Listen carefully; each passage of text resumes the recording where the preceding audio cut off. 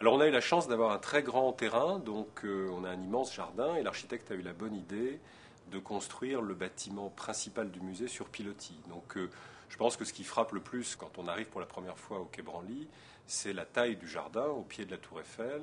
Et ce jardin, il est extrêmement divers et ça vaut vraiment la promenade à lui tout seul. Et puis dans ce jardin, quatre bâtiments qui ont chacun une personnalité, chacun une originalité. Donc il y en a un qui domine par sa taille les autres, qui abrite le musée et qui a la caractéristique d'être en fait un pont couvert, relativement bas, donc plus bas que les plus hauts des immeubles environnants des rues voisines. Un pont qui, je pense, un jour, lorsque les arbres du jardin auront atteint leur taille adulte, sera presque invisible au printemps et en été depuis le Quai Branly.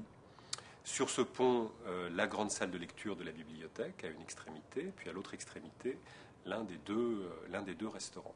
Et trois autres bâtiments, alors celui dans lequel nous sommes, qui abrite l'administration, qui est sur le Quai Branly, et qui a comme originalité d'avoir été entièrement recouvert d'un mur végétal de Patrick Blanc, à l'extérieur, mais aussi à l'intérieur. Et vous en voyez un fragment autour de moi, ce qui fait que lorsqu'on voit ce bâtiment depuis le jardin, eh bien, on a l'impression d'une sorte de fourrure de végétation qui enveloppe le bâtiment.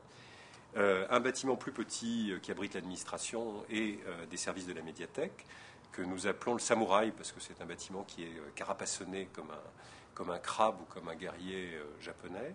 Et enfin, un dernier bâtiment qui est à l'autre extrémité du musée, sur la rue de l'Université, qui a été décoré par des artistes aborigènes d'Australie. Donc voilà, une grande diversité qui est parachevée par le mur de verre, puisque le parc, le jardin, est fermé par un immense mur de verre qui abrite notre musée à la fois du bruit, de la pollution et qui crée une atmosphère un petit peu particulière. Tout ça au cœur de Paris, à côté de la Tour Eiffel.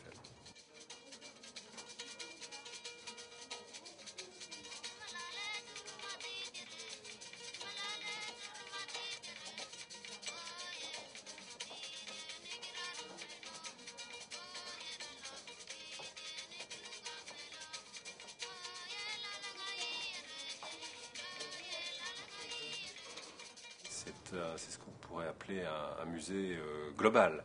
C'est-à-dire qu'il y a bien sûr une collection permanente qui est en fait la grande collection française d'art non européen. C'est-à-dire que les premiers objets de cette collection sont arrivés en France sous Henri III. Et les derniers sont des acquisitions que nous avons faites il y a quelques mois. Donc c'est une collection qui est passée par beaucoup de musées, depuis le Louvre jusque bien sûr au Musée de l'Homme et au Mao. Et donc nous présentons une petite partie de cette exposition sur à peu près 5000 mètres carrés, qui sont une sorte de parcours et d'initiation aux principales cultures d'Afrique, d'Asie, d'Amérique et d'Océanie.